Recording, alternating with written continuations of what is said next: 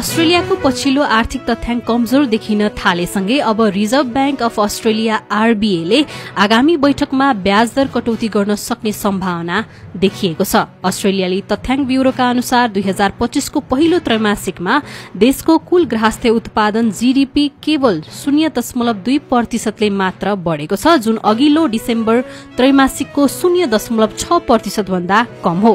आर्थिक वृद्धि सुस्त हुनुमा प्राकृतिक प्रकोप, अन्तर्राष्ट्रिय व्यापारमा अवरोध र घरेलु खर्चको कमजोर प्रमुख कारणहरू देखिएका छन्। कुनै पनि वृद्धि सकारात्मक भए तापनि घरेलु र अन्तर्राष्ट्रिय चुनौतीहरूले अर्थतन्त्रलाई दबावमा पारेको कोषाध्यक्ष जिम चाल्मर्सले यसबारे प्रतिक्रिया दिँदै स्वीकारेका छन्। रिजर्भ ब्याङ्कले मे महिनामा ब्याज दर 0.25% ले घटाएर 3.85% मा ल्याएको थियो। अब जुलाईमा हुने बैठकमा पुनः ब्याज दर कटौती हुने प्रबल सम्भावना रहेको विश्लेषकहरूको भनाई रहेको छ। आगामी जुलाईमा हुन गइरहेको बैठकमा वित्तीय बजारहरूले 0.25% कटौतीको 90% भन्दा बढ़ी सम्भावना देखेका छन्। अगस्तमा पुनः थप कटौतीको अनुमान पनि गरिएको छ।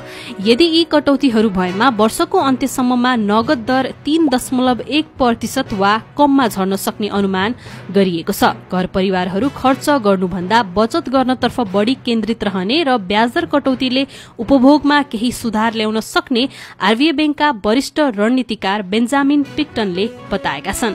अस्ट्रेलियाको अर्थतन्त्रले अपेक्षा अनुसार गति लिन नसकेपछि देशको केन्द्रीय bank reserve bank of Australia आरबीआईले आगामी जुलाई वा अगस्तमा ब्याजदर घटाउने सम्भावना बढ़ेको छ। यस्तो कदमले घरेलु खर्च बढ़ाउने र सुस्त अर्थतन्त्रमा केही गति ल्याउने आशा गरिएको छ। ब्याङ्कले हालको आर्थिक अवस्थालाई ध्यानमा राख्दै ब्याजदरलाई अझ सहज बनाउनेतर्फ अघि बढ़न सक्ने देखिए तापनि यसबारे अन्तिम निर्णय आगामी आर्थिक तथ्याङ्कहरूको समीक्षापछि मात्र हुने स्पष्ट संकेत दिएको छ।